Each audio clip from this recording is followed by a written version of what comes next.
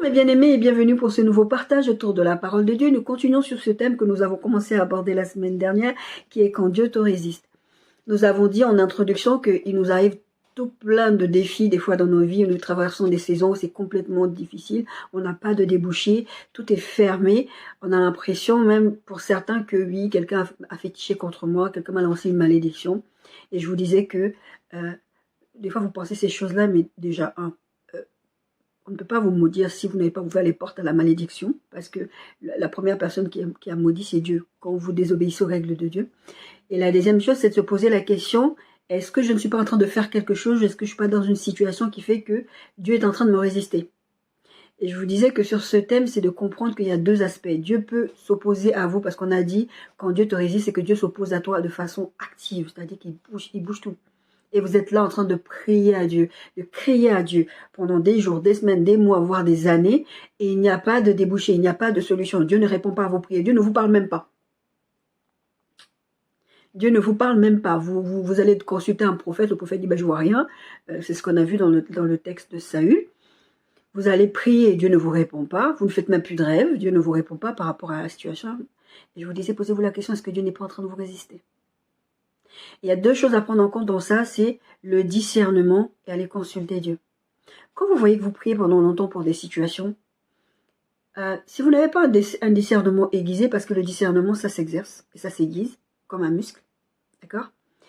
Allez poser la question à Dieu, allez consulter Dieu. On a vu tout plein d'exemples la semaine dernière qui montrent que c'est important d'aller consulter Dieu dans ce genre de situations.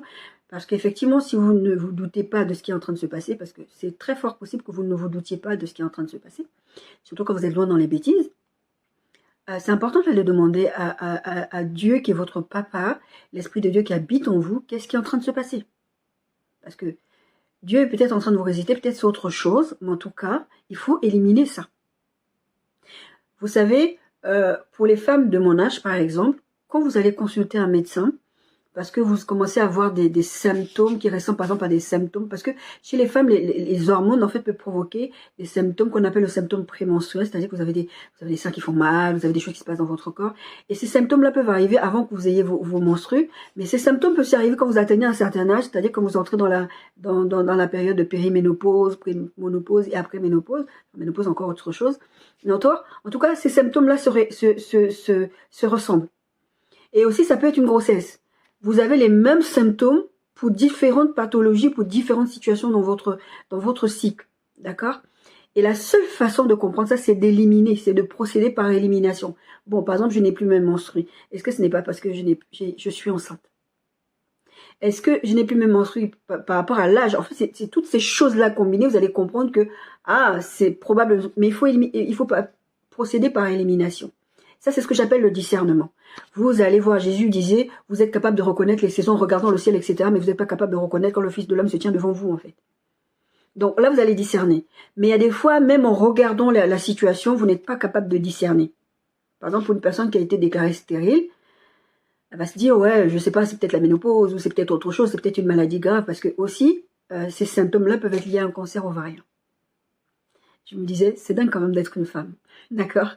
Et la seule façon, c'est d'éliminer. Et quand vous avez discerné que c'est pas ça, ou c'est plutôt ça, c'est une bonne chose. Vous arrivez à trouver la réponse. Mais quand vous n'arrivez pas par le discernement, allez consulter Dieu. Et dans ces cas-là, la seule façon d'éliminer un des syndromes ou des choses qui peut aller faire une échographie, faire un test de grossesse, consulter les médecins, il y a tout un tas de choses qui vont être mises en place pour vous aider. Et il arrive des fois aussi que les médecins passent complètement à côté, c'est pas parce qu'ils sont incompétents, c'est parce que des fois il y a des symptômes et puis Dieu est Dieu. Tout simplement, Dieu est Dieu. Je suis sûre que Sarah, à l'époque où elle a eu Isaac, si il y aurait eu les échographies, les médecins, on leur aurait dit, madame, vous êtes ménopausée depuis longtemps. Oui, des symptômes, vous êtes ménopausée depuis longtemps, vous ne pouvez plus faire des enfants, d'accord? Et Dieu, vraiment, il me surprend. Mais en tout cas, mettez en route votre discernement et consultez Dieu. On a vu ce thème en deux parties. Je vous ai dit la première partie, enfin pas en deux parties, mais il y a deux aspects dans ce thème-là, c'est quand Dieu vous résiste directement à vous, et quand Dieu résiste à quelqu'un avec qui vous êtes associé. On a abordé beaucoup cette partie-là. Et quand Dieu résiste à quelqu'un avec qui vous associez n'importe, quelle que soit la relation, Dieu résiste à cette personne-là, vous allez être un dommage collatéral. On a vu 3 textes de base, on a vu le texte de Nombre 22, 32, 34, et d'ailleurs une des audios où j'avais préparé les 3 messages dont je vous parlais la semaine dernière, par rapport à ce message-là, les 3 différents aspects de ce message. C'était le texte de Nombre justement qui était le premier texte où le Seigneur m'avait parlé de ce message-là. C'est parce que Nombre 22, verset 32 dit « Voici, je suis sorti pour te résister, car c'est un chemin de perdition qui est devant toi. »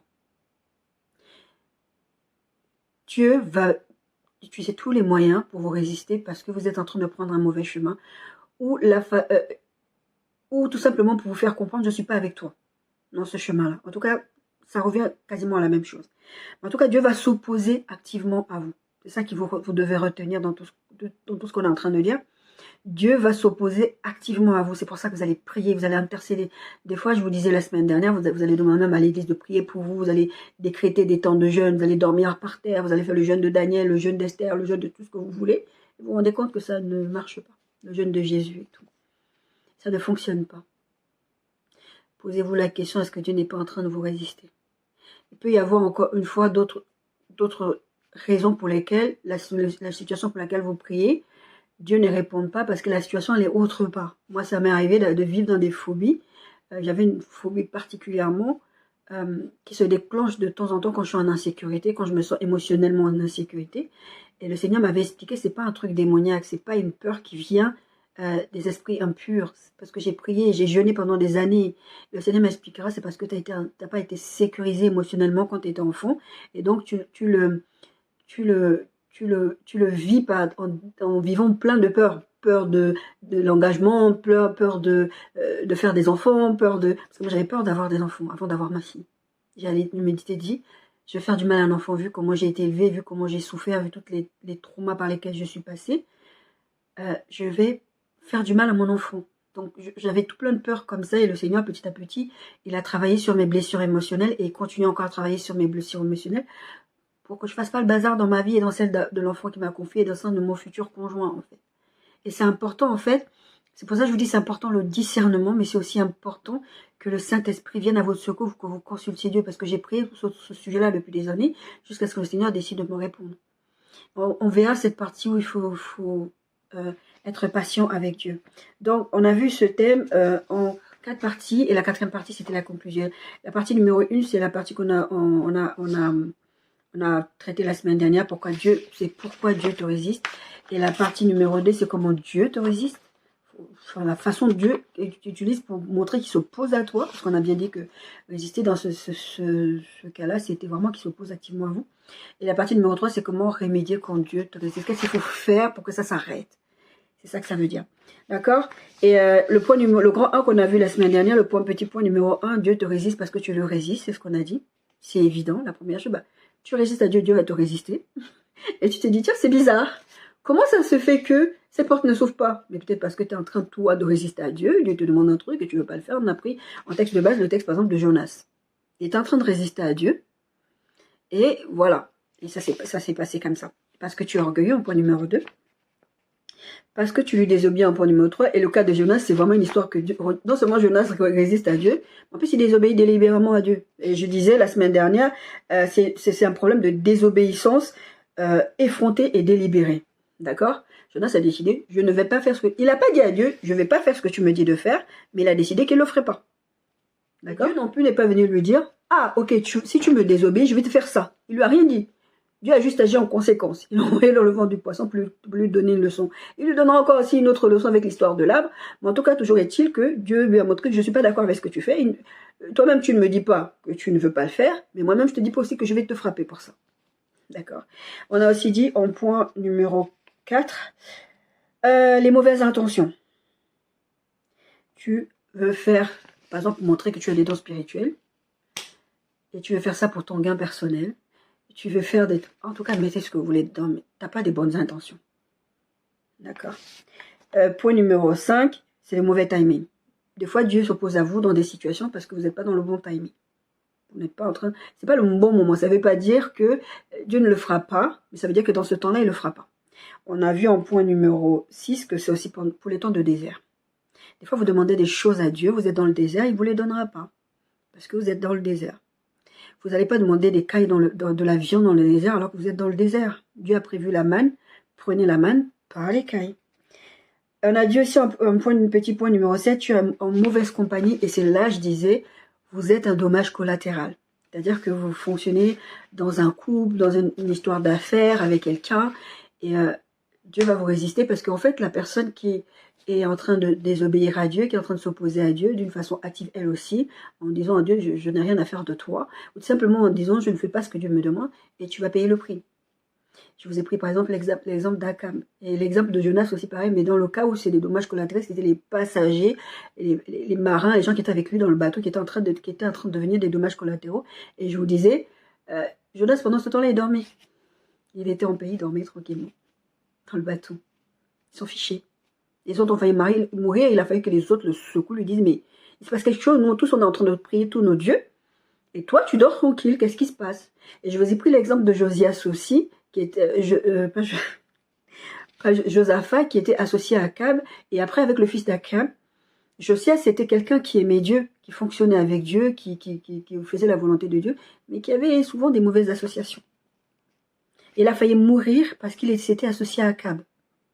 Il a perdu beaucoup d'argent parce qu'il s'est associé au fils d'Akab, parce qu'Akab après il est mort. Mais Akab, je vous disais dans l'histoire d'Akab, Akab s'est déguisé pour ne pas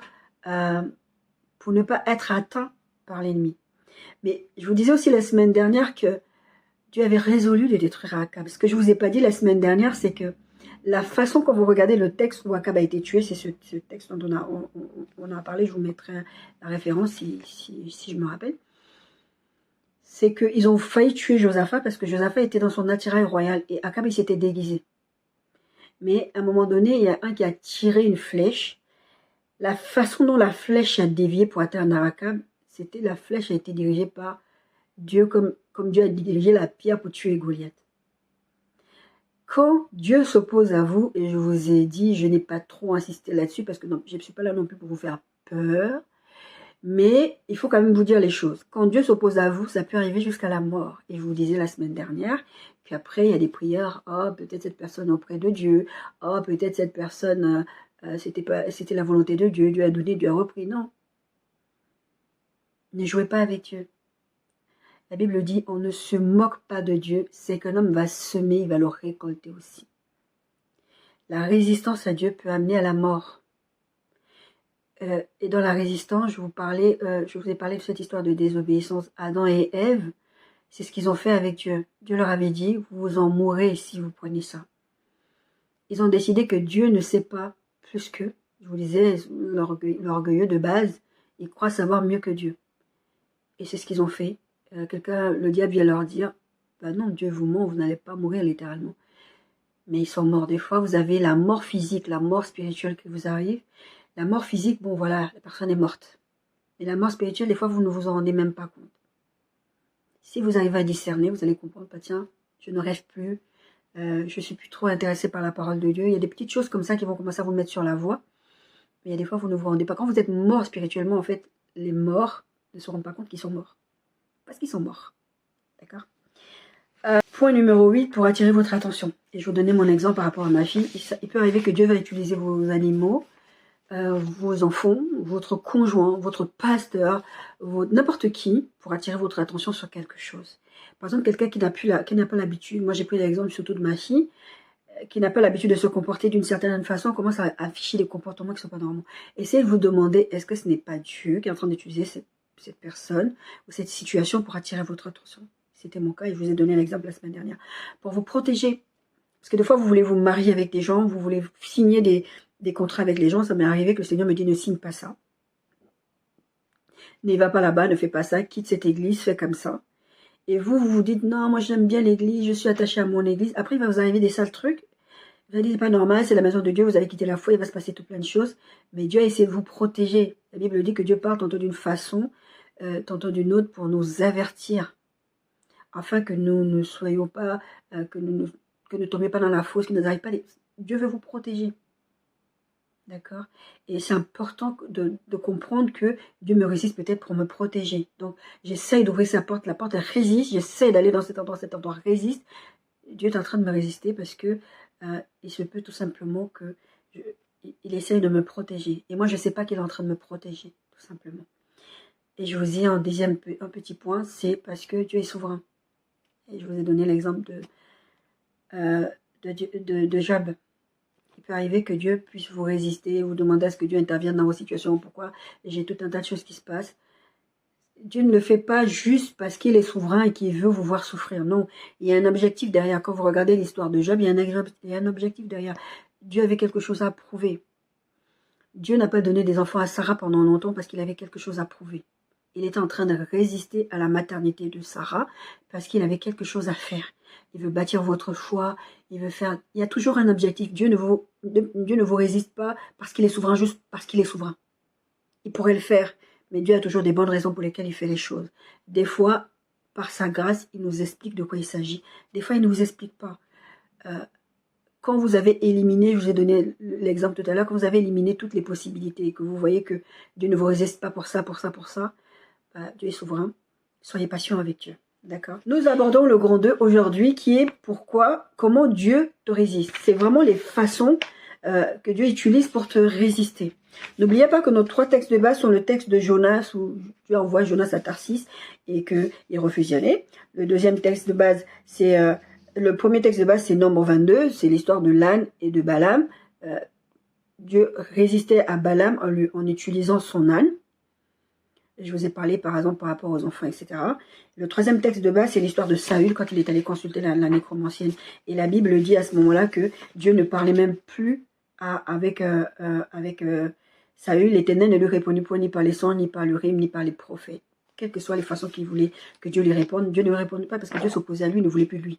Il avait déjà rejeté. Samuel, avant de mourir, il avait dit à Saül, Dieu t'a rejeté. Donc, quoi que tu fasses, si Dieu t'a rejeté, Dieu t'a rejeté. Mais nous sommes dans les temps de grâce où, même si Dieu nous rejette, nous avons toujours la possibilité, tant que nous sommes en vie, de nous rapprocher de Dieu, de nous confesser, de nous repentir. On va parler de repentance aussi aujourd'hui.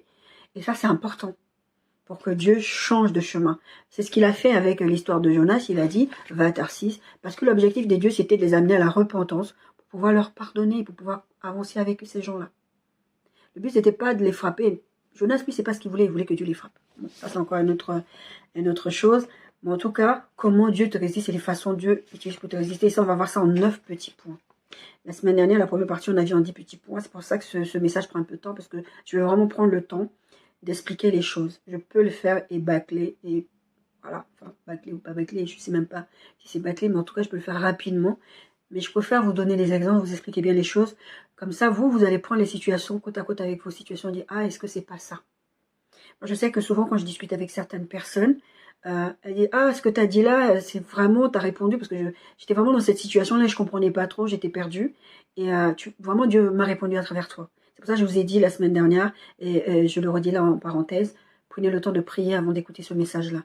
Ou même si vous êtes déjà là à ce moment du message, où on a presque 20 minutes, prenez le temps de prier, de demander à Dieu, pour que vous soyez le cœur prêt à recevoir et pas résister à Dieu en disant non, ça ne me concerne pas. Vous savez, on a tendance quand on écoute des messages, ah, moi je pense que cette personne pourrait être concernée par ça.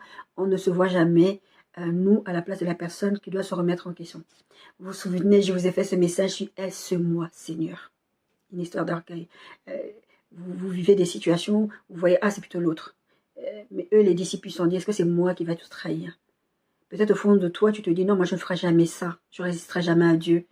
Je ne pense pas que Jonas se soit dit, je vais résister à Dieu. Il a juste décidé qu'il n'allait pas le faire, c'est tout. D'accord? Donc, premier petit point, Dieu va te montrer qu'il te résiste en ne répondant pas à tes prières. Et on a vu ça avec le texte de Samuel 28, verset 6, où il dit, Dieu ne lui répondait plus ni par les prophètes, ni par l'oreille, ni par les rêves. Dieu, non seulement il ne t'exauce plus, mais en plus de ça, il ne te parle même plus. Vous savez, ça arrive dans les couples, même dans les familles ou dans les relations que vous avez avec des gens. Quand vous êtes fatigué de dire la même chose à la personne, à un moment donné, vous allez vous taire. Croyez-moi que Dieu est comme ça aussi. Ça arrive que Dieu, il t'a dit, il t'a redit, et il voit bien que tu ne veux pas l'écouter. À un moment donné, il ne va plus vous parler. Et ce n'est pas qu'une question, encore une fois, d'exaucement de prière. C'est aussi une question qu'il ne va même pas vouloir te parler tout court. Même pas pour t'exaucer tes prières, mais juste il ne veut pas te parler. Je ne vais pas te parler tant que tu ne vas pas te remettre en question, tant que tu ne vas pas répondre à ce que je suis en train de te dire. Dieu est en train de me résister en utilisant ma fille. C'était tant que tu ne reviens pas devant ma face et te remettre droit, je ne vais même pas te parler. D'accord? Et c'est ce que Dieu fait. Petit 2, c'est Dieu peut t'empêcher d'atteindre tes objectifs. Comment il te montre qu'il te résiste? C'est en t'empêchant d'atteindre tes objectifs. Que ce soit dans le mariage, que ce soit dans le travail, que ce soit dans tes débouchés, des contrats, tout, n'importe quoi. Tu veux faire quelque chose, tu vas là, porte fermée. Mais même toi, à un moment donné, je pense que tu te rends compte en te disant, non, il y a un problème. À chaque fois que je vais dans cette direction, la porte se ferme. Pourquoi? Comme j'ai dit, essayez de procéder par élimination en essayant de discerner de quoi il s'agit. Quand vous voyez que par élimination, il y a peut-être ça. Bon, allez-y dans la présence de Dieu, quand même. En général, mieux vous-même aller lui demander tout de suite. Mais ça arrive que Dieu prenne le temps de vous répondre, et pendant ce temps-là, vous avez besoin de réponses. Procédez déjà par élimination. D'accord? Ensuite, le point numéro 3, en t'humiliant. Et comment il fait pour t'humilier? En permettant des scandales, des choses que tu caches, que tu ne veux pas que les gens sachent, Dieu va les exposer. C'était arrivé dans une réunion, dans une église, je ne sais pas si c'était en Europe ou aux États-Unis, il me semble que c'était aux États-Unis. Non. Ah oui, il me semble que c'était aux États-Unis. Enfin, je ne suis pas sûre. Il y a un pasteur, j'ai écouté 2 histoires comme ça. L'un, il faisait ça avec sa femme, et l'autre, il trompait sa femme. C'était les deux, l'autre, il faisait ça avec sa femme, ils avaient leurs images de leurs choses intimes qu'ils faisaient, ils se filmaient. Et c'était... un jour, il a fait un culte, ou une conférence, je ne sais plus qu'est-ce qu'il a fait, et dans la diapo, il s'est trompé de clé USB. Il a mis la clé USB où il y avait les débats avec sa femme. J'ai dit toujours ceci, quand Dieu vous expose publiquement, c'est parce qu'à un moment donné, en privé, il t'a parlé. Parce que Dieu, c'est même pas en général, c'est pas le caractère de Dieu. Quand vous connaissez Dieu, vous savez que Dieu ne fonctionne pas comme ça. Dieu ne va jamais venir vous exposer sans vous avoir parlé en privé. Comme j'ai dit, Dieu parle tantôt d'une façon, tantôt d'une autre, vous n'y prenez garde. Ça peut arriver que Dieu utilise quelqu'un, un prophète, n'importe qui, pour venir vous parler, vous dire ce que tu fais dans... Comment la personne peut savoir si c'est Dieu qui lui a dit? Ce que tu fais là, Dieu est en train de te dire. Des fois, il ne te dit même pas exactement de quoi il s'agit. Il a juste le message pour te dire, Dieu te dit que ce que tu es en train de faire là, arrête-le tout de suite. Moi, ça m'est arrivé que le Seigneur me montre des trucs comme ça dans les rêves.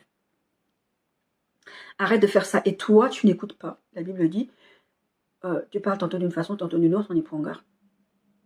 Et Dieu te prévient, te prévient, te prévient, te prévient. Et au final, tu refuses de faire ce que Dieu te dit. Bon, au bout d'un moment, il va t'exposer.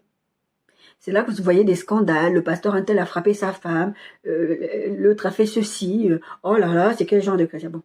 Déjà, vous qui regardez ce genre de choses-là et qui passez du temps à faire des commentaires, je vous inviterai à fermer vos bouches et prier pour les gens qui passent par ces trucs-là. Parce qu'aujourd'hui, c'est eux, mais demain, ça peut être vous.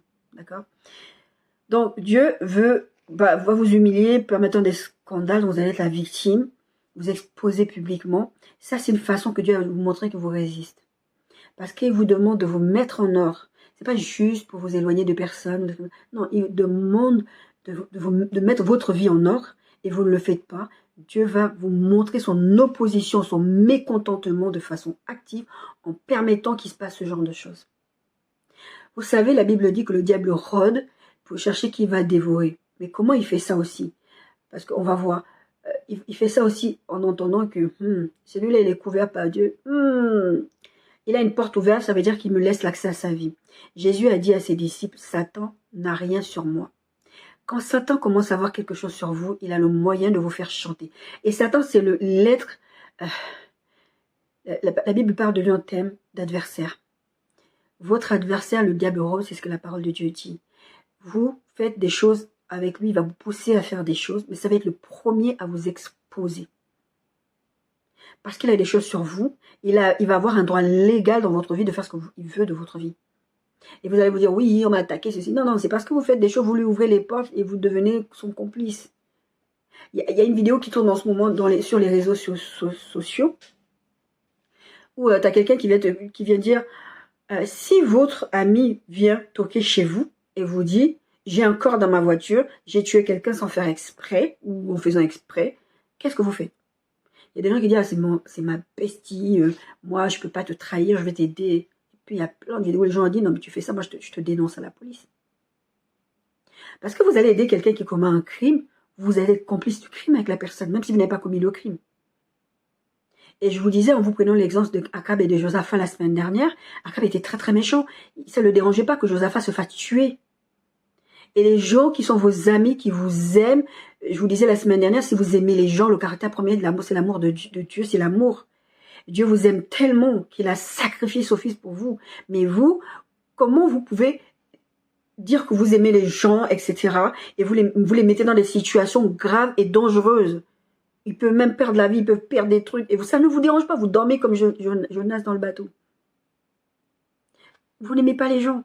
La Bible dit que comment vous pouvez dire que vous aimez Dieu qui est invisible, que vous ne voyez pas, et vous dites que vous n'aimez pas votre prochain, que vous n'aimez pas votre prochain, c'est-à-dire que vous ne démontrez même pas de l'amour à votre prochain. Et cette façon de ne pas démontrer de l'amour à son prochain, c'est de mettre son prochain dans des situations où son prochain va payer le prix des bêtises que vous faites. Ce sont des dommages collatéraux. Dieu ne sera jamais content avec vous. Il va s'opposer à vous. Et je disais la semaine dernière dans un impôt, je disais, il y a des moments, et ça je parlais par rapport au fait que Dieu s'oppose à vos ennemis de cette façon. Des fois, vous demandez la justice à Dieu, mais vous voyez que la personne vit sa vie. Mais vous ne savez pas les déboires que cette personne vit au quotidien, parce que Dieu est en train de démontrer qu'il n'est pas content. Et de la même manière, dans vos vies aussi, Dieu vous montre qu'il n'est pas content en provoquant toutes ces choses-là. D'accord? Point numéro 4, c'est en permettant les échecs dans tout ce que vous entreprenez. Je disais il y a quelques années, je disais, quand vous regardez certains textes de la Bible, il faut prendre tous les points de vue. Par exemple, dans la Bible, vous voyez ce texte, la Bible, Dieu dit, moi j'ai des projets de bonheur pour vous. D'accord? Moi j'ai des projets de bonheur pour vous, que vous ayez de l'avenir et de l'expérience. Sachez que de la même manière que Dieu a des projets de bonheur pour vous, Satan a des projets de malheur pour vous, en conséquence. Donc des fois, il y a des versets de la Bible que vous voyez. Quand vous vivez certaines situations, essayez de vous voir s'il n'y a pas l'antagonisme de ce verset-là. Quand je dis que Dieu va permettre tous les échecs dans tout ce que vous entreprenez, prenez le verset inverse, c'est-à-dire l'antagonisme. C'est Josué 1,7 où la Bible dit « Fortifie-toi seulement et aie bon courage en agissant fidèlement selon toute la loi que Moïse, mon serviteur, t'a prescrite. Ne t'en détourne ni à droite ni à gauche afin de réussir dans tout ce que tu entreprendras. » Le but de Dieu, c'est que tu réussisses dans tout ce que tu entreprendras. Et comment il va montrer qu'il s'oppose à toi? En permettant à ce qu'il n'y a que des échecs il y a des échecs dans tout ce que tu vas entreprendre. C'est-à-dire que les promesses de Dieu pour toi sont devenues inverses. Tout ce que Dieu a promis, c'est devenu l'inverse. Il n'y aura aucune femme stérile, ni aucune femme qui avorte. Maintenant, toi, tu es stérile. Pourquoi? Tu réussiras dans tout ce que tu entreprendras et tu es en train d'échouer dans tout ce que tu vas faire. Ça va être un échec. Pourquoi? Regardez les promesses de Dieu pour vous et vous voyez que les promesses de Dieu ne s'appliquent pas pour vous. Demandez-vous pourquoi. Est-ce que Dieu n'est pas en train de te résister quelque part? Est-ce que ce n'est pas la façon dont Dieu a te démontré qu'il n'est pas d'accord avec toi? Encore une fois, ça ne veut pas dire que ce que je suis en train de vous dire là, c'est forcément, quand vous allez vivre cette situation-là, c'est que Dieu est en train de s'opposer activement à vous. Non, je dis discerner, aller dans la présence de Dieu et demander. D'accord? Comment Dieu vous montre qu'il vous résiste? La maladie. Je sais que j'entends beaucoup de prédicateurs qui disent que Dieu ne vous rend pas malade, la maladie vient du diable. Moi, quand j'étais enfant à l'école du dimanche, c'est ce qu'on m'avait enseigné. Et quand je lis la parole de Dieu, j'ai vu que la première fois que Dieu a lancé des maladies sur les gens, c'était sur ses ennemis. Quand tu résistes à Dieu, Dieu va s'opposer à toi de façon active, il peut te rendre malade, même si tu es son enfant. Arrêtez de penser que Dieu ne peut pas le faire. Dieu peut le faire. Le pasteur Mamadou Karambiri expliquait une fois, ça me vient comme maintenant, qu'une fois il était tellement orgueilleux, il résistait à Dieu, il était tellement orgueilleux, qu'il se croyait meilleur que les autres pasteurs. Dieu l'a rendu malade. Mamadou Karambiri, il a dit ça. Et Dieu l'a rendu malade au point qu'il était alité. Il ne pouvait plus, je ne sais plus qu'est-ce qui lui était arrivé, mais c'était vraiment quelque chose de tellement grave que les gens croyaient qu'il allait même mourir. Et pendant qu'il était sur son lit de malade, Dieu a commencé à lui enseigner des choses. Qu'est-ce qu'il pouvait encore faire? Il était coincé là dans sa maladie et dans son lit. Il ne pouvait pas se déplacer, il ne pouvait rien faire. Donc des fois, vous avez des maladies qui persistent. Encore une fois, je ne dis pas que toutes les maladies que vous avez qui persistent, c'est ça la réponse. discernement, consultez Dieu. D'accord? Demandez-vous, qu'est-ce qui se passe? Est-ce que Dieu est en train d'attirer mon attention par cette maladie? Pharaon est en train de résister à Dieu. Vous savez, la Bible dit que Dieu avait endurci le cœur de Pharaon.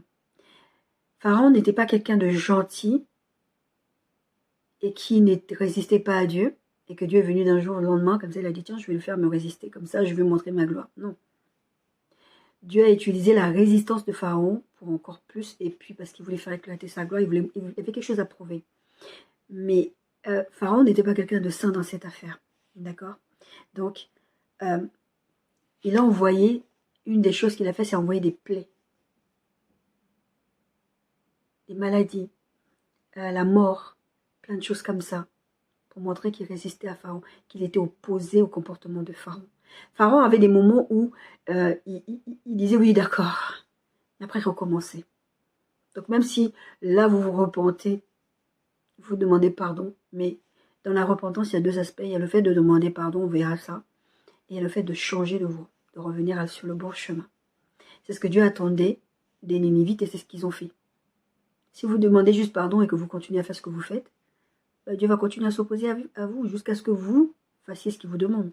C'est ce qui s'est passé avec Pharaon. Même jusqu'au bout, Pharaon, il a fini par mourir. Encore, je vous ai dit, une des résultats, c'est la mort aussi.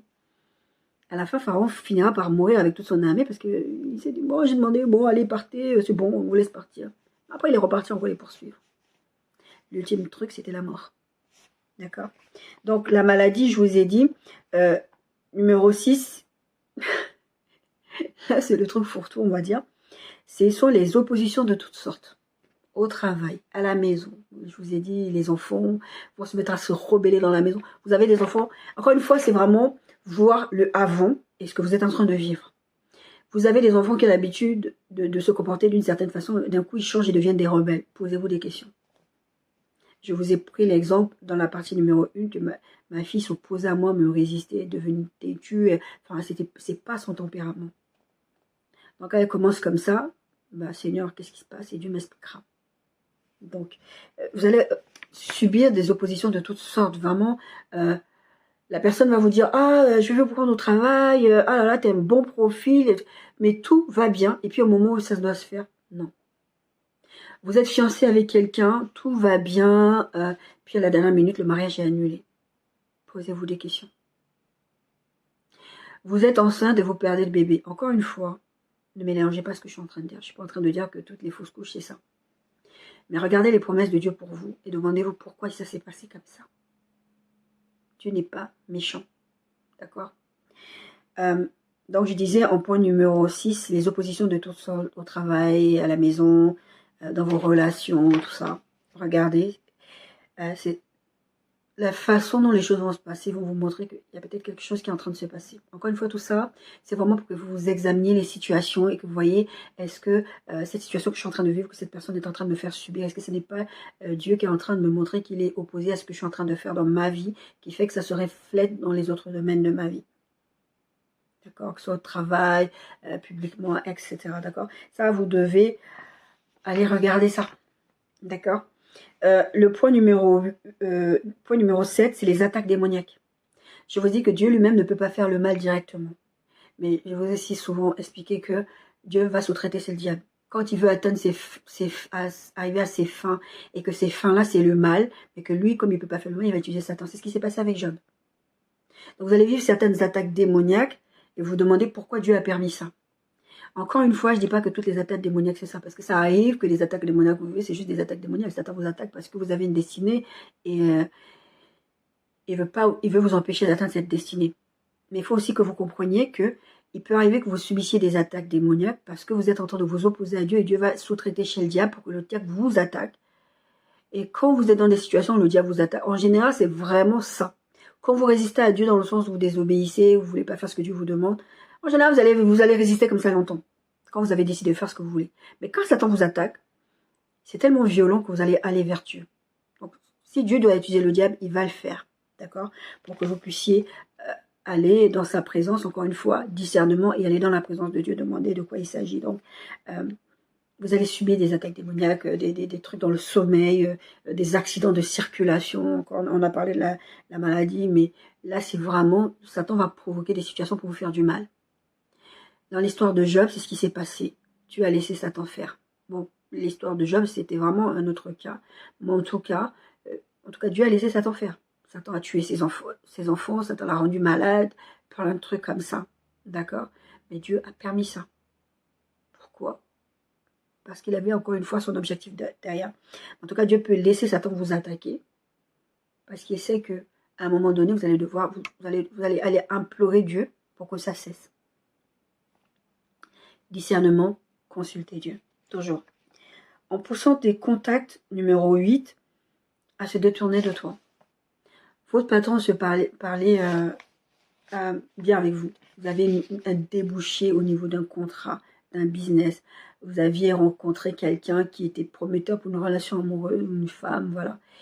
Et Dieu va aller parler à cette personne dans le sommeil. Il va lui dire, Vous savez, Dieu a parlé à Abimelech. Je vous parlais de l'histoire de Abraham et de Sarah. Abraham fait passer Sarah pour sa sœur en disant, oui, t'es trop belle. Si je dis que t'es ma femme, ils vont me faire du mal. Dieu allait parler à Abimelech dans son sommeil. Il lui a dit, cette femme est la femme d'Abraham. Et lui va se lever et dire, mais pourquoi tu m'as fait ça? J'ai failli mourir, il a failli m'arriver des trucs à cause de toi. C'est la même chose qui arrive à Pharaon. Pareil, il a fait la même chose. Fais-toi passer pour ma sœur. D'accord? Donc Dieu peut pousser des contacts à se détourner de vous. Là, je vous prends l'exemple du cas où Dieu va vraiment empêcher qu'il arrive quelque chose à cette personne-là. Mais dans l'autre cas est valable. C'est-à-dire que Dieu peut aller parler à quelqu'un dans le sommeil et voilà, vous ne savez pas. Dans l'histoire d'Esther, c'est ce qui s'est passé avec Mardoché. Dieu va aller parler à Dieu, c'était le pharaon, je crois que c'était aussi le pharaon, dans son sommeil, lui disant, il faut que tu récompenses Mardoché. Dieu a parlé à Salomon dans un rêve, donc Dieu peut aller parler à quelqu'un dans un rêve, lui dire, non, je ne veux pas que tu traites avec cette personne. La personne du jour au lendemain, elle va se lever, elle va se détourner de vous, et vous ne comprenez pas pourquoi. Dieu, c'est cette façon qu'il a montré qu'il s'oppose à vous, et qu'il ferme les portes, et qu'il ne veut pas que vous obteniez ce qu'il vous avait promis, parce que vous êtes en train de vous détourner de vous. Je vous invite à regarder cette série, c'est ce qui peut empêcher Dieu d'agir dans votre vie. C'est-à-dire que Dieu peut vous permettre des choses, mais parce que vous êtes en train de lui résister, Dieu va pousser aux gens de se détourner de vous. Les promesses qu'il vous a faites ne vont pas se réaliser parce que vous êtes en train de lui désobéir. Je vous ai souvent, maintes fois, vous donner mon témoignage. J'ai été censée me marier depuis 2019. Le Seigneur me l'avait promis. Est-ce que le problème, c'était la promesse de Dieu? Non. Le problème, c'est que moi, j'étais en train de désobéir à Dieu délibérément, effrontément. Et j'ai continué pendant longtemps. Parce que je voulais faire parce que mon corps avait des désirs et mon corps a des désirs dont je veux faire. Je ne vais pas venir vous mentir ici et vous dire que non, mais c'est plus fort que moi. Non. Dieu, il a dit à Cain, le péché est tapis à ta porte, domine sur lui. C'est pour ça, très très souvent, je vous dis, ne mettez pas les pieds où Dieu ne veut pas que vous mettiez les pieds. Parce qu'une fois, il y a des choses, par exemple, comme l'immoralité sexuelle, vous mettez les pieds dedans, impossible quasiment de sortir de ça. C'est comme une addiction. Les addictions, c'est très difficile à sortir de ça. J'ai un message qui va venir dessus. Dealer de drogue. Ça s'appelle le titre. Je crois. C'est le titre. Mais en tout cas, ne mettez pas le nez où Dieu ne veut pas vous voir. Parce que Dieu va s'opposer à vous et vous allez vous dire c'est pas normal, il y a des promesses, Dieu a promis, donc c'est pas normal que la promesse de Dieu ne s'applique pas. Ça veut dire qu'alors, c'est ce que les amis de Job disaient à Job, ça veut dire que tu sais, non, Dieu n'est pas mauvais, Dieu ne peut pas vouloir le mal, tout ça. Non, bien sûr que si, Dieu peut vouloir s'opposer à toi de cette façon. Même s'il a promis. Honore ton père et à ta mère, sinon, parents, n'héritez pas vos enfants. Et vous irritez vos enfants. Dieu va s'opposer à vous. Il va utiliser déjà vos enfants pour la rébellion. Et vous allez vous dire, oui, la Bible dit, nous sommes, en tant que parents, nous sommes des petits, vos dieux sur terre, donc vous devez nous honorer. Mais vous irritez vos enfants, vous maltraitez vos enfants. Et Dieu s'oppose à vous d'une façon ou d'une autre, et vous ne comprenez pas pourquoi. Moi, je bénis le Seigneur parce que dès que j'ai eu ma fille, elle était malade, parce qu'elle est née avant terme. Dès le début, le Seigneur m'a dit, l'enfant là, parce que moi j'étais là, je pleurais, je dis, Seigneur, je comprends pas, prends sa vie, si c'est pour qu'elle souffre comme ça, les injections, les ceci, les cela. Puis la façon dont on le faisait, la kiné, elle a été une crevette. Oh, mon Dieu, j'avais mal au cœur. Le Seigneur m'a dit, comment ça prend sa vie? C'est pas ton enfant. Je te l'ai confié pour que tu t'en occupes sur la terre. c'est mon enfant à moi. Ça ne veut pas dire que je suis un parent parfait, hein. Mais j'ai conscience que l'enfant que j'ai là, c'est pas mon enfant, Dieu me l'a prêté. Je ne peux pas m'amuser à faire des trucs qui vont détruire cet enfant. Émotionnellement, physiquement, spirituellement. Je vais payer le prix devant Dieu. Donc des fois, vous vivez des choses, c'est parce que vous faites du mal à vos enfants. C'est parce que non seulement vous faites du mal à vos enfants de façon active, ou simplement vous ne pourvoyez pas aux besoins émotionnels, physiques, financiers de vos enfants. Vous croyez que vous devez leur faire des chantages et vous dites que vous êtes des enfants de Dieu. Dieu va vous frapper. Parce que ce ne sont pas vos enfants. Dieu vous les a confiés. Donc, si Dieu n'est pas content avec votre comportement, il va pousser les gens à se détourner de vous. Vos enfants, vous ne comprenez pas, vos enfants rentrent dans l'âge adulte, ils se marient, font des enfants, ils s'éloignent de vous, ils coupent les ponts avec vous. Ouais, mais la Bible dit que ton père, c'est ton père, c'est ton père, et voilà, tu peux pas te... C'est ton père quand même, c'est ta mère quand même.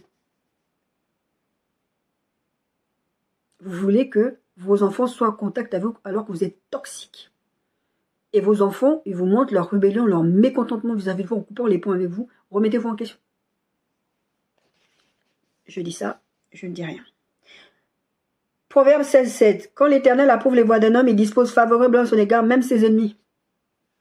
Ça veut dire que quand il n'est pas content avec vous, il va faire en sorte que vos ennemis soient contre vous. Même vos amis soient contre vous. Vos enfants soient contre vous. Votre conjoint soit contre vous. De la même manière, si Dieu, quelqu'un qui est votre ennemi, qui est censé vous vouloir du mal, Dieu va disposer son cœur favorablement pour vous. Sachez que quand vous opposez à Dieu, et quand Dieu va vous montrer qu'il n'est pas content de vous, il va faire en sorte que tout le monde soit contre vous. Discernez.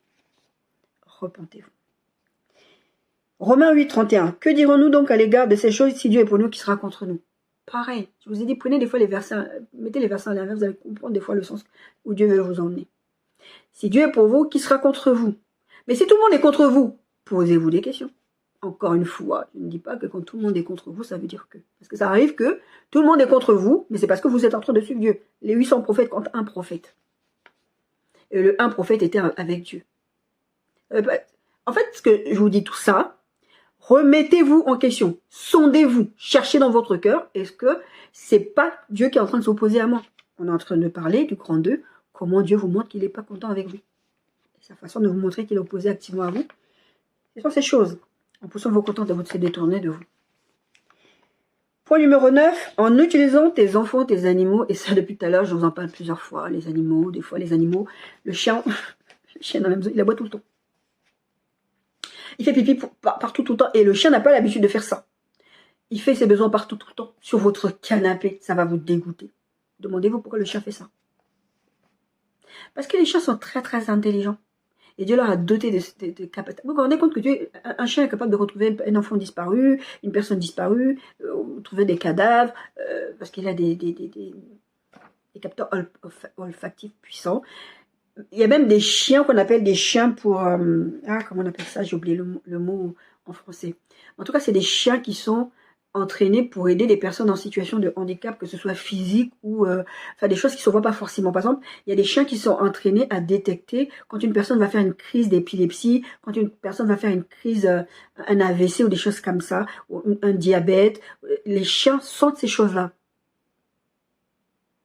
Vous imaginez bien qu'un chien qui a cette capacité-là, si le chat se met à faire des choses bizarres, posez-vous la question, est-ce que Dieu n'est pas en train d'utiliser le chien pour vous parler, ou le chat? Ou même le poisson qui est dans le bocal là, qui est censé faire certaines choses. Mais moi, je vous dis, je suis sérieuse dans ce que je suis en train de vous dire. Puis donc le poisson fait des choses bizarres que vous ne voyez pas le poisson faire d'habitude. Bon, le poisson, c'est peut-être moins évident, mais en tout cas, le chien, le chat, des trucs comme ça, c'est beaucoup plus évident. Mais en tout cas, si vous avez l'habitude de vos animaux de compagnie, vous savez qu'il y a des comportements que l'animal n'est pas censé avoir. Posez-vous la question. Vos enfants, pareil, je vous ai dit là tout à l'heure en vous parlant des contacts qui se détournent de vous. Prenez aussi ces exemples dont je veux parler. Les enfants se rebellent avec vous. Les enfants coupent les ponts avec vous. Demandez-vous, est-ce que Dieu n'est pas... C'est pas la façon que Dieu est en train de me montrer qu'il n'est pas content? Parce que je vous dis, en tant qu'enfant de Dieu, c'est mon cas. J'aime ma famille, j'aime mes parents. Je suis obligée de couper les ponts. Je ne peux pas pour ma santé mentale. Et toutes les fois où il y a eu ces cassures et que le Seigneur voulait que je reprenne contact pour des raisons spécifiques, je l'ai fait. Mais tant que le Seigneur ne va pas me dire repars, je ne repars pas. je prie que ça s'arrange un jour, mais je ne le ferai pas tant que le Seigneur m'aura pas donné un feu vert. Parce qu'il va se passer un truc, je vais y aller. Le Seigneur va me dire, mais je t'avais pas envoyé, il va se passer un truc, ça va être encore pire qu'avant, je vais déprimer, je vais dire Dieu est mauvais, et Dieu n'est pas gentil, il a permis que je me fasse encore blesser. Non, des fois Dieu vous protège comme ça, et vous vous retournez dans les situations où Dieu vous a pas permis. Joyce Meyer, le témoignage de Joyce Meyer, c'était ça. Joyce Meyer a été abusée sexuellement par son père pendant des années. Elle a donné sa vie au Seigneur, elle est devenue un grand ministère, elle a grandi, etc. Elle était dans une phase de sa vie. Elle s'est mariée, elle a eu des enfants. Les enfants ont grandi. Et puis un jour, elle s'est dit, il faut que je pardonne. Mais pour elle, le pardon, c'était aussi de se réconcilier avec son père. Mais c'était pas ça que Dieu lui avait demandé de faire. Des fois, Dieu va vous demander de pardonner. Et il y a un temps de pardon. Le pardon, c'est automatique. Ne vous posez même pas la question. Vous devez pardonner à tous ceux qui vous offensent, comme Dieu vous a pardonné à la croix. Et Dieu vous a pardonné avant même d'aller à la croix. Il a prévu la croix pour vous montrer que vous pardonnez, que vous aimez. Et Joyce Meyer, elle s'est dit, ok, je dois pardonner à mon père. En fait, elle a confondu pardon et réconciliation. Elle est partie, elle a contacté son père, les relations se sont bien rétablies, et tout allait bien. Et puis un jour, elle a laissé ses filles avec son père. Son père a abusé sexuellement de ses filles. On va dire quoi? C'est la faute de Dieu? Non, vous manquez de discernement. Vous confondez les choses. C'est pas parce que Dieu vous demande de pardonner à quelqu'un que Dieu vous demande de vous réconcilier avec cette personne. Il ne faut pas mélanger les choses. Vous allez vous retrouver dans des problématiques parce que vous mélangez pardon et réconciliation. Il va vous arriver des choses graves, vos enfants vont arriver des choses graves. Moi, je dois protéger ma gamine. Parce que cette gamine, encore une fois, Dieu me l'a confiée. Demain, il va me demander, parce que ma fille, elle a traversé une période de dépression et c'est pas normal. C'est pas normal.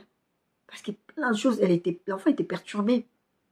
C'est de la faute de qui? C'est la faute de l'enfant? Non, c'est ma faute à moi, parce que je l'ai mise dans un environnement qui a fait que c'était... Mais je bénis le Seigneur qu'il m'a aidé à l'aider. Mais j'ai quand même passé par là. Ne permettez pas, ne laissez pas vos enfants aller avec vos familles qui sont toxiques, qui sont des prédateurs, parce que, oh mais non, Dieu nous demande de pardonner. Moi, j'ai entendu ce genre de discours en parlant de prédateurs sexuels dans ma famille. Non, mais Dieu va le punir, vous devez pardonner. Oui, mais c'est pas parce qu'on... Enfin, ce concept de dire je dois pardonner en montrant que je me réconcilie avec la personne, non, c'est un prédateur sexuel. Et que vous osiez, même en tant que parent, me dire des choses comme ça, il y a un problème dans ta tête. Il faut régler ça avec Dieu. Et Dieu va vous montrer une résistance. Vous allez être là en tant que parent, en train de vous gratter la tête en disant « Ouais, mon enfant, je souffre, mon enfant financièrement ne m'aide pas. » Votre enfant vous aide financièrement, mais il ne le fait plus. Et vous dites qu'il est devenu mauvais et vous maudissez vos enfants. Mais quand vous faites ça, vous ne maudissez pas vos enfants, vous maudissez vous-même. C'est qu'un homme aura signé le récoltera aussi. Et vous croyez que vous êtes en train de maudire vos enfants et vos enfants sont heureux. Certains d'entre vous, vous faites ça. Repentez-vous. Nous allons aborder le grand 3. Le grand 3, c'est comment y remédier quand Dieu te résiste. Qu'est-ce qu'il faut faire? La première chose, on en a parlé un peu tout au long du message, c'est se repentir. Et je vous disais, la repentance, c'est quoi? C'est non seulement de demander pardon à Dieu, la Bible dit en 1 Jean 1,9, si vous confessez vos péchés, Dieu est fidèle et juste pour vous les pardonner et pour vous purifier de toute iniquité. Mais ça passe par demander pardon à Dieu. Et dans ça aussi, la repentance peut passer aussi par aller demander pardon à une personne. Dieu peut vous demander d'aller demander pardon à une personne. Et si vous ne demandez pas pardon à cette personne, Dieu n'ira pas plus loin avec vous. Donc votre situation ne va pas se débloquer. Demander pardon à Dieu, c'est facile parce que vous êtes seul à seul avec Dieu. Mais quand Dieu vous demande d'aller demander pardon à quelqu'un, c'est difficile parce que vous avez honte. Parce que surtout dans les situations où la personne vous a attaqué en premier, et que vous avez répondu à cette attaque-là, et vous avez disproportionnément répondu, ou vous avez répondu de façon énervée, tout ça, Dieu vous demande d'aller demander, mais Seigneur, c'est pas juste. Comme Jonas disait, c'est pas juste que je dois aller leur dire, ils vont se repentir, tu vas leur pardonner comme ça, parce que moi je te connais, t'es riche en bonté, t'es compatissant, tu vas leur pardonner. Et vous n'avez pas envie de faire ça. Moi, ma fille, très très régulièrement, elle me disait, maman, moi, je comprends pas comment les gens t'attaquent ou les gens ont des comportements avec toi, tu réponds pas. Je dis parce que le nombre de fois où le peu de fois où j'ai répondu, j'ai pété une gueule. Parce que moi, je suis le genre de personne très, très, très calme. Faut pas m'énerver. Mais quand je m'énerve mal. Vraiment, vraiment, vraiment, vraiment. Et le truc, c'est que je suis pas une fausse calme. Je suis vraiment très, très calme. Vraiment, pour arriver à m'énerver, c'est pas un truc de une fois. C'est un truc qui se répète, et ça va me pousser à bout. Et souvent, quand je réagis comme ça, c'est quand moi-même, je suis dans une période où spirituellement, ça va pas. Et du coup, j'écoute même pas quand Dieu me dit de faire un truc. Et je me bats contre ça. Et d'ailleurs, ma fille, elle le sait. Quand je suis comme ça, elle dit, toi, je sais pas c'est quand la dernière fois tu as lu ta Bible, ou c'est quand la dernière fois tu as prié, mais en tout cas, tes mots là qui sortent de ta bouche, forcément, quand quelqu'un va s'attaquer à moi, je vais péter un plomb. Et donc, cette repentance, c'est commencer par demander pardon à Dieu, se confesser à Dieu, mais Dieu peut vous demander d'aller demander pardon à la personne. Ça dépend si vous avez eu une interaction avec la personne, vous avez tenu des propos, vous avez fait des choses contre cette personne. Par exemple, on a salir la personne partout. Joseph, il a rompu avec Marie, il l'a fait secrètement. T'es pas obligé de quitter cette situation, de quitter cette amitié, de quitter cette relation de travail, aller casser du sucre sur le dos de la personne. Sauf si le Seigneur te dit, parce que ça arrive aussi qu'il y a des personnes, il faut vous prévenir les autres personnes, que cette personne est en train de faire ça, elle détruit des vies. Donc ça, c'est un autre cas. Mais je parle vraiment, vous allez salir la personne parce que vous êtes contre une personne et vous voulez que tout le monde soit contre la personne. Moi, je dis toujours, la sorcellerie, ça se fait pas en groupe. C'est pas parce qu'une personne est mauvaise qu'il faut être injuste. Et moi, ça, c'est un de mes trucs. Je suis pas d'accord. Parce que je connais telle personne. Elle est mauvaise, elle fait des trucs, elle fait de la sorcellerie. Et puis maintenant, moins de choses qui vont arriver, ce sera forcément, s'il y a un antagonisme entre cette personne et d'autres personnes, moi, je dois prendre le parti de l'autre personne parce que je sais que l'autre personne est mauvaise. Non, c'est pas vrai. Je fonctionne pas comme ça. Soyez juste. Parce que votre Père Céleste est juste. Vous ne pouvez pas partir du principe que, comme je sais que cette personne est mauvaise, forcément, même si au fond de moi, je me doute bien que c'est pas elle qui a fait ça, moi, je dis forcément c'est elle, parce que de toute façon, c'est bien fait pour elle, parce que elle aime trop faire le mal. C'est bien qu'on l'expose, c'est bien qu'on lui fasse du mal. Dieu va se retourner contre vous. Donc, la repentance, c'est demander pardon à Dieu, faire cette étape aussi de demander pardon à l'autre, que Dieu va vous envoyer demander pardon, mais aussi changer de chemin. Changer de chemin, ne plus revenir. Jésus l'a dit, va, ne me dépêche plus. C'est de ne plus repartir là-bas. Se repentir, c'est de ne plus repartir là-bas. C'est comme tu as déménagé, tu n'es plus à cette adresse-là. On va toquer là-bas, tu n'es plus là-bas. Pourquoi? Parce que tu n'as pu être attaché à ce qui s'est passé. C'est pour ça, cette première étape de pardon, c'est aussi ça. C'est vraiment ne plus tenir cette personne prisonnière. Parce que vous gardez cette personne prisonnière et vous allez dans la présence de Dieu demander des choses à Dieu et vous vous demandez pourquoi Dieu ne vous répond pas. C'est parce que vous n'avez pas libéré cette personne. Jésus racontait cette parabole en disant, le chef, la personne, il lui a remis sa dette et l'autre, au lieu de dire la dette que moi on m'a remis était beaucoup plus grande, donc moi si je vais remettre la dette à l'autre, non, il est parti prendre l'autre, il a fait mettre en prison tant que tu ne me rembourses pas, voilà. Et qu'est-ce qui s'est passé? Le roi est venu, il a fait payer aussi, il a dit, ah, c'est comme ça, moi je remets ta dette. Voilà, c'est ce que Dieu fait avec nous. Il nous demande de pardonner, de libérer les autres, mais vous voulez les tenir captifs et vous voulez que Dieu vous pardonne et vous voulez que Dieu vous donne. Il y a une prédication qui va venir là-dessus sur le pardon. Des fois, vous avez des portes bloquées parce que vous ne pardonnez pas. Et ça, c'est une étape de la repentance. Demandez pardon à Dieu, pardonnez aux autres, en allant leur demander pardon aussi. Des fois, c'est obligatoire. Des fois, ce n'est pas obligatoire. Des fois, Dieu ne va pas vous demander d'aller demander pardon à la personne parce que la situation fait que si vous allez essayer même d'être en contact avec cette personne, ça va aggraver votre situation, donc ne le faites pas. Vraiment, toujours chercher la présence de Dieu pour aller faire quoi que ce soit. D'accord? C'est reparti, c'est vraiment ça. Comme je disais, c'est vraiment demander pardon à Dieu et changer de trajectoire en revenant sur le chemin où Dieu t'attend.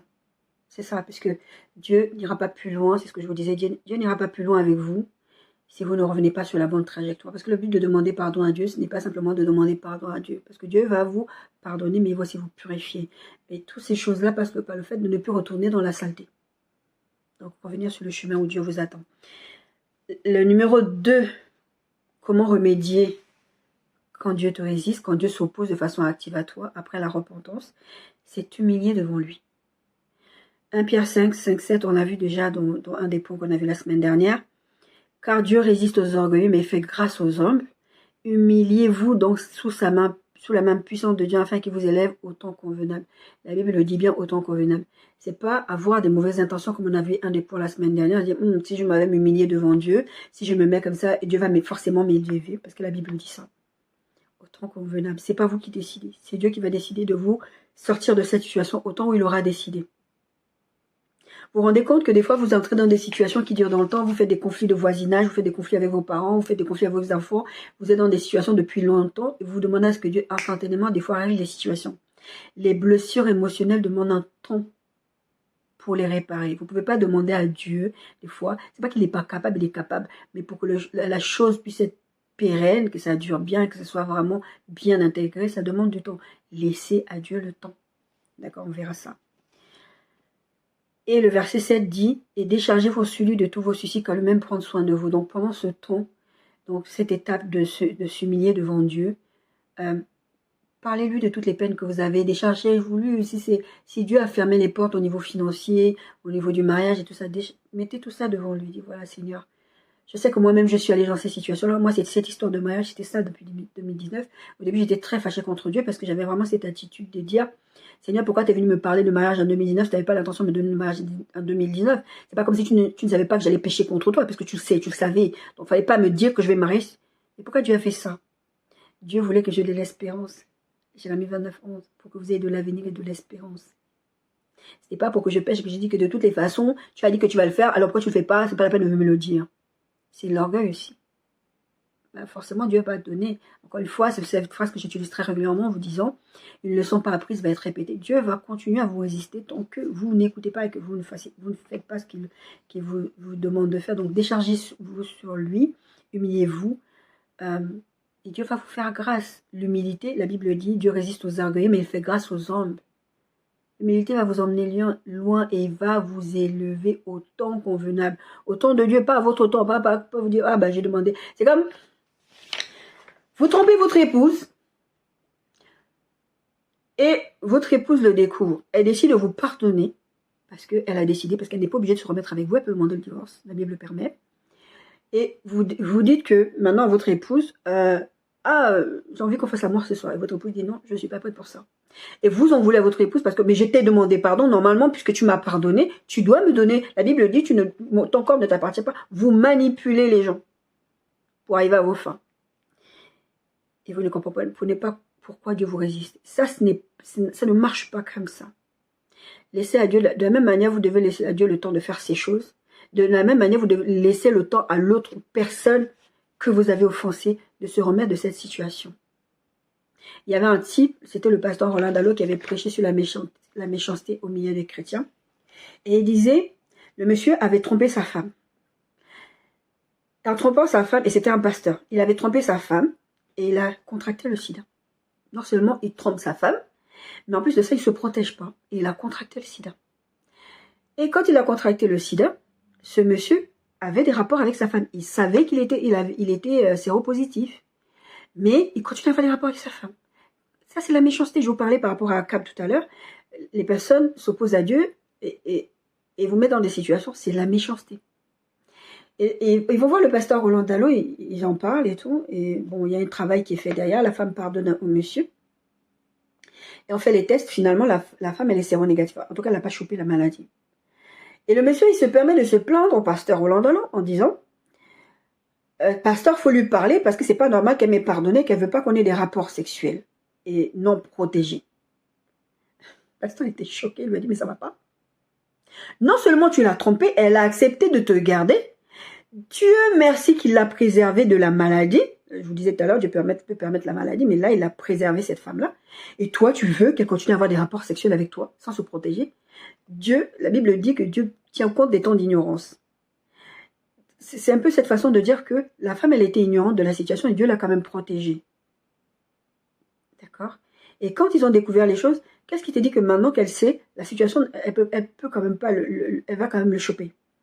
Toi, tu es tellement méchant que tu veux que cette femme ait des rapports avec toi sans se protéger parce que sous prétexte que comme elle m'a pardonné, elle doit continuer à avoir des rapports avec moi non protégés. Mais ça va pas. Et le pasteur lui dit, toi, tu as la maladie. Ça veut dire que toi, là, tu vas partir. Et tu es tellement méchant que tu veux aussi que ta femme, elle chope la maladie. Comme ça, quand vous allez mourir tous les deux, qui va s'occuper de vos enfants? Des fois, vous êtes comme ça. Vous êtes tellement méchant. Vous voulez que les gens subissent sous prétexte que je lui ai demandé pardon. Elle a dit qu'elle me pardonnait. Et pourquoi elle demande à l'heure de divorce? Et pourquoi elle ne veut pas coucher avec moi? Et pourquoi elle ne veut pas me laisser travailler alors qu'elle a compris ce que je lui ai demandé pardon? Remettez-vous en question, d'accord? Le point numéro 3, c'est le louer et l'adorer pendant ces temps difficiles. Vous vous êtes repenti, vous vous êtes humilié devant vous. Voilà. Maintenant, passez du temps à adorer Dieu. Seigneur, je te loue, je te bénis. Toutes ces choses-là que vous faites pour montrer à Dieu que vous les levez au temps de Dieu. Dieu, au rang de Dieu dans votre vie. Dieu reste Dieu. Dieu est souverain. Dieu est Dieu. C'est le prénom de ma fille, c'est le deuxième prénom de ma fille. C'est Yoéla. Yoéla, ça veut dire Dieu est Dieu. Parce que je l'avais eu dans ces circonstances, hors mariage et tout ça. Et j'avais confessé. Je m'étais repentie devant Dieu. J'avais souffert émotionnellement pendant ma grossesse. Physiquement, j'allais très très bien. J'avais une grossesse, j'étais péchue. Émotionnellement, j'allais très très mal parce que j'avais péché contre Dieu. Ça me faisait hyper mal. Et quand cette grossesse arrivait à terme, et avec toutes les difficultés, et parce que normalement, je n'étais pas censée faire des enfants, c'est ce qu'on m'avait expliqué. Et je disais, Dieu reste Dieu, même dans cette situation. Ok, je suis dans un temps difficile, Dieu m'a résisté, Dieu n'a même pas décidé de régler la situation tout de suite, mais Seigneur, tu restes Dieu. La Bible dit que Dieu siège au milieu des louanges de son peuple. La louange fait bouger le cœur de Dieu. Si vous avez demandé pardon à Dieu, vous vous êtes repenti, comme j'ai pris l'exemple avec les couples, et que vous attendez à ce que Dieu va maintenant vous répondre parce que vous avez demandé pardon à Dieu, des fois Dieu ne le fait pas. Dans ce temps d'attendre que Dieu rétablisse sa situation, soyez humbles, honorez Dieu par vos louanges et par votre adoration. Parce que, encore une fois, la louange fait bouger le cœur de Dieu. Et par la louange et l'adoration, vous pouvez déplacer des montagnes. Je vous invite à aller regarder l'histoire de Jéricho. Ils ne sont pas partis à la guerre, ils n'ont rien fait, ils ont juste chanté autour des murs comme ça, cette fois. Ils ont juste chanté. Et les murs se sont effondrés. Vous n'avez pas idée de ce que la louange et l'adoration peut faire pour vous devant Dieu.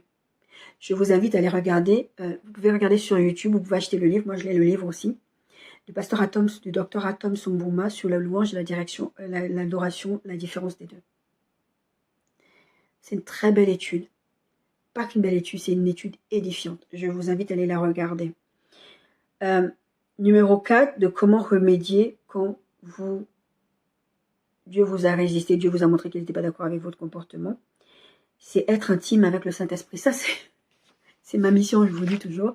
Sur ma bannière, je vous mettrai là, ma bannière, c'est vous rapprocher du cœur de Dieu. C'est l'intimité avec le Saint-Esprit. Tout ce que je vous enseigne, c'est pour que vous soyez autonome, que vous ne comptiez pas sur les pasteurs, tout ça.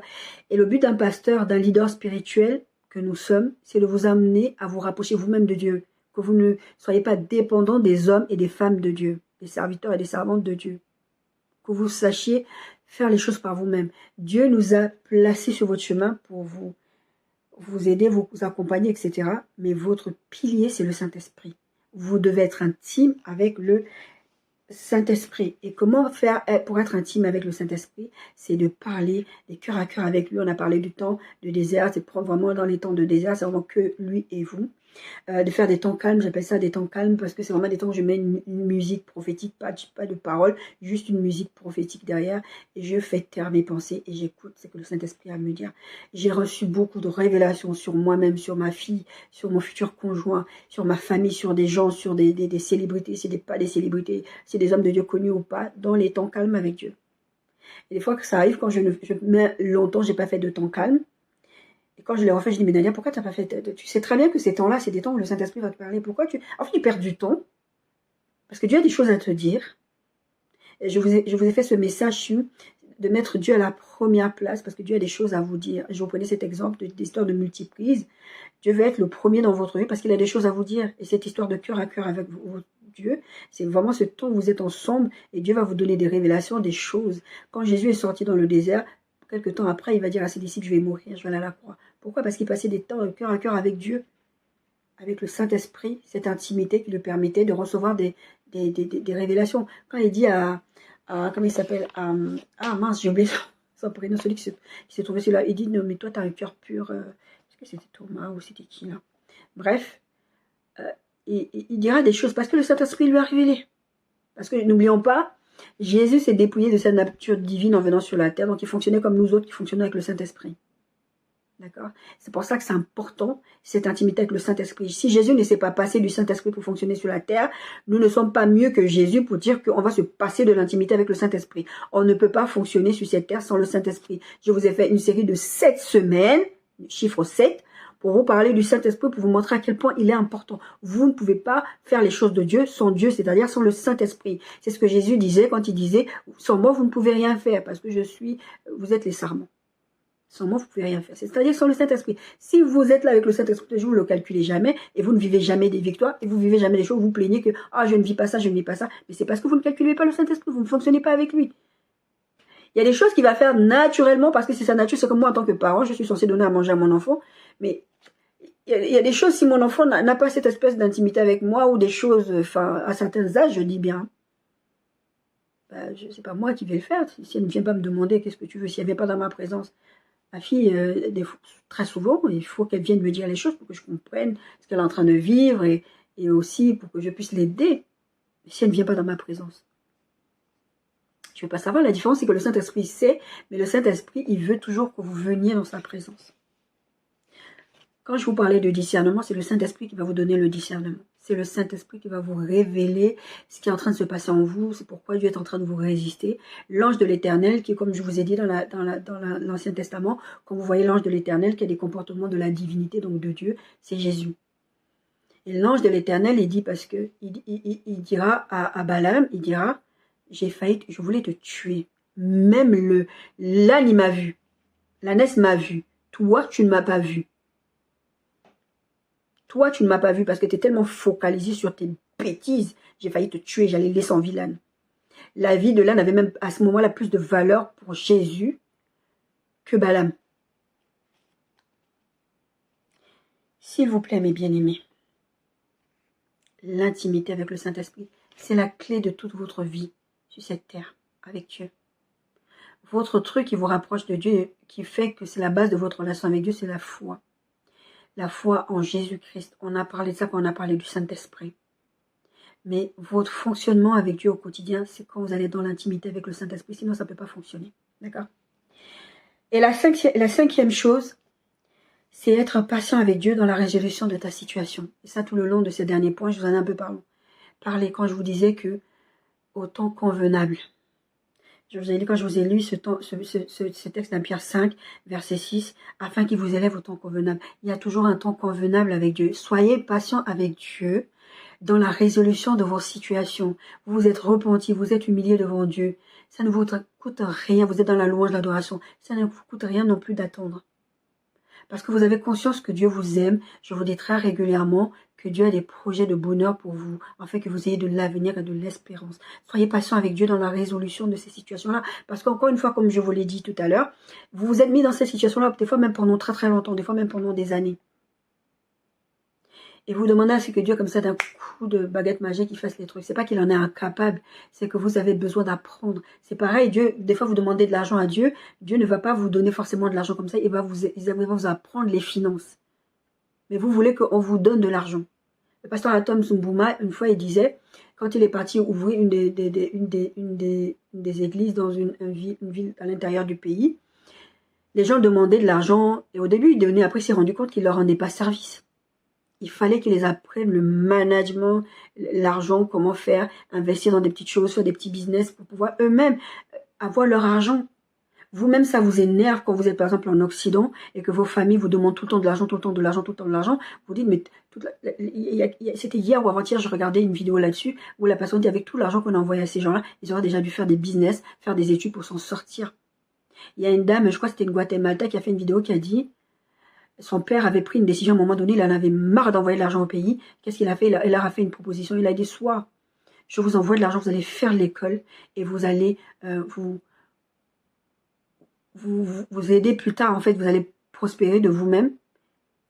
Soit je vous donne de l'argent là tout de suite, mais après c'est terminé, je vous donne plus l'argent. Vous savez qu'ils ont pris l'argent tout de suite. Vous ne rendez pas service aux gens en faisant ça. Et de la même manière, Dieu ne vous rendrait pas service en vous donnant les choses comme ça, parce que vous demandez tout de suite. Soyez patient avec Dieu. Dieu a besoin de faire fructifier les choses qu'il a placées en vous, et ça demande du temps. Dieu veut que vous ressemblez à Christ dans le caractère de Christ, et ça demande du temps. Il va travailler ce caractère-là. Mais vous voulez que Dieu solutionne votre situation tout de suite parce que vous avez besoin de réponses tout de suite. Dieu ne le fera pas. Parce que ce n'est pas le caractère de Dieu. Dieu est un Dieu de processus.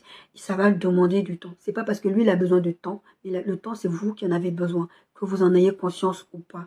Dieu ne va pas solutionner vos situations tout de suite. Soyez patient avec lui. Jacques 4, 1 à 10.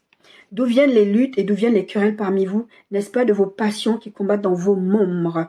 Vous convoitez et vous ne possédez pas. Vous êtes meurtrier et envieux et vous ne pouvez pas obtenir. Vous avez des querelles et des luttes et vous ne possédez pas parce que vous ne demandez pas. Et vous demandez et vous ne recevez pas parce que vous demandez mal dans le but de satisfaire vos passions. On en a parlé un tout petit peu dans les intentions. Verset 4. Adultère que vous êtes, ne savez-vous pas que l'amour du monde est inimitié avec inimitié contre Dieu. Celui donc qui veut être ami du monde se rend ennemi de Dieu. Croyez-vous que l'Écriture parle en vain? C'est avec jalousie que Dieu chérit l'Esprit qu'il a fait habiter en nous. L'intimité avec le Saint-Esprit. Il accorde au contraire une grâce plus excellente. C'est pourquoi l'Écriture dit Dieu résiste aux orgueilleux, mais il fait grâce aux... Par exemple, c'est un des autres textes, comme celui de Jacques, de 1 Pierre 5, 7, 7 qu'on a vu tout à l'heure. Il accorde au contraire une grâce plus excellente. C'est pourquoi l'Écriture dit Dieu résiste aux orgueilleux, mais il fait grâce aux hommes. Soumettez-vous donc à Dieu, résistez au diable et il fuira loin de vous. Approchez-vous de Dieu et il s'approchera de vous. Nettoyez vos mains pécheurs, purifiez vos cœurs, hommes irrésolus. Ça parle aussi de repentance. Sentez votre misère, soyez dans le deuil et dans les larmes, que votre rire se change en deuil, votre joie en tristesse. Humiliez-vous devant le Seigneur et il vous élèvera. Tout ça résume un peu tout ce qu'on a dit. Qu'est-ce qu'il faut faire pour remédier quand Dieu vous résiste. Mais en tout cas, ce que vous devez comprendre, c'est que vous devez être patient avec Dieu. Mes bien-aimés, pour finir ce sujet, vous vivez ces situations-là et vous avez mal, vous demandez pourquoi Dieu n'intervient pas. Posez-vous la question, pourquoi vous vivez des tumultes? Posez-vous la question, est-ce que Dieu n'est pas en train de me résister? Est-ce que Dieu n'est pas en train d'attirer mon attention dans tout ça? Et allez consulter Dieu. Consultez Dieu dans cette situation. Déjà, apprenez à consulter Dieu pour tout. C'est important que vous consultiez Dieu pour tout ce que vous vivez. C'est pour ça que je vous parle d'intimité avec le Saint-Esprit. C'est important que vous... Ah Seigneur, j'ai envie de porter cette tenue. Je vous en ai déjà parlé avec sur la série sur le Saint-Esprit. C'est important que vous appreniez à demander l'avis de Dieu tout le temps. Même sur les choses dont vous pensez que ce n'est pas important. Cette histoire d'habillement, Dieu avait touché le cœur. Il y a une personne qui était en train de chercher Dieu. Je ne sais pas si elle était déjà chrétienne avant, elle est sortie de la foi, ou si elle voulait rentrer dans la foi. En tout cas, ce qui est sûr, c'est que elle a commencé à prier, elle a dit, écoute, moi je croirais que tu existes vraiment. Si demain, je croise quelqu'un avec une paire de chaussettes rouges et une paire de chaussures noires ou blanches. Et l'autre côté, quelqu'un était chez lui, et, ah Seigneur, comment je m'habille aujourd'hui, qu'est-ce que tu penses dans ce que je vais mettre comme tenue? Porte une paire de chaussures rouges et une paire de chaussures noires ou blanches. Pourquoi? Fais ce que je te dis. La personne a obéi. Et quand ça s'est passé, la personne est allée dans un café, prendre un café comme type Starbucks ou des trucs comme ça. Et la personne était touchée, elle s'est mise à pleurer parce que Dieu avait répondu à sa prière. C'est important de consulter Dieu dans ce que vous faites, pour tout ce que vous vivez, mais c'est aussi important de le faire parce que de cette façon, vous allez obtenir des réponses quand vous ne comprenez pas ce que vous êtes en train de vivre, surtout dans cette thématique qu'on est en train d'aborder, sur le fait que quand Dieu vous résiste, vous avez besoin de savoir, en premier, est-ce que Dieu est en train de vous résister déjà? Parce que des fois, vous ne le savez pas, comme on a dit. Psaume 111, verset 10. La crainte de l'Éternel est le commencement de la sagesse. Tout ce qui l'observe ont une raison saine. Proverbe 9, 10. Le commencement de la sagesse, c'est la crainte de l'Éternel et la science des saints, c'est l'intelligence. Je vous ai parlé de ce verset la semaine dernière. Je vous dis, soyez pas stupides. L'intelligence et la sagesse, c'est la crainte de l'Éternel. Dieu va vous rendre intelligent, va vous faire comprendre des situations que vous ne compreniez pas et pourquoi vous êtes dans cette tumulte, pourquoi vous êtes là en train de faire des jeûnes et des prières et des choses où la situation ne se débloque pas. Dieu est en train de vous montrer qu'il y a quelque chose qui ne va pas de cette façon. C'est pour ça qu'il vous résiste. Et craignez Dieu. Jonas, il n'avait pas la crainte de Dieu. Il n'avait pas la crainte de Dieu. Ils s'en fichaient de ce que Dieu allait faire ou pas. Ils s'en fichaient. Soyez pas stupides. Ne soyez pas stupides. Ayez la crainte de Dieu. Mais bien aimé, que le Seigneur vous bénisse. Que le Seigneur vous conduise. Ne vous retrouvez pas dans des situations où Dieu s'oppose à vous, alors que ce n'est pas la volonté de Dieu pour vos vies. Ce n'est pas qu'il s'oppose à vous. Vous êtes ses enfants. Il vous aime. Vous vous retrouvez dans des situations où Dieu s'oppose à vous et il vous résiste directement. Il s'oppose à vous directement. Vous êtes des dommages collatéraux. Éloignez-vous des personnes qui sont responsables de ça. Dans les affaires de Dieu, il n'y a pas de ma bestie, mon poteau, ton pied, mon pied. Il n'y a pas de ça avec Dieu. D'accord? Quand Dieu est en train de s'opposer à une personne, Si vous ne voulez pas être un dommage collatéral, éloignez-vous de ces personnes-là. Et encore une fois, ce n'est pas parce que Dieu vous demande de vous éloigner d'une personne que la personne est mauvaise. Ça arrive que ce n'est pas forcément que la personne est mauvaise. C'est parce que des fois, cette personne ne doit pas aller dans votre destinée avec vous, comme ça a été le cas de Lot et Abraham. Mais en tout cas, ça peut arriver que Dieu éloigne ces personnes de vous, pour éviter que vous soyez des dommages collatéraux pour ces personnes. Et si c'est vous qui résistez à Dieu et que Dieu s'oppose à vous, on a vu toutes les façons de remédier à cette situation. Que Dieu vous bénisse, que Dieu vous conduise et que Dieu ouvre votre cœur afin que vous le laissiez travailler en vous pour que votre destinée, votre situation puisse être résolue, parce que c'est ça le plan de Dieu, afin que vous ayez de l'avenir et de l'espérance. Soyez bénis.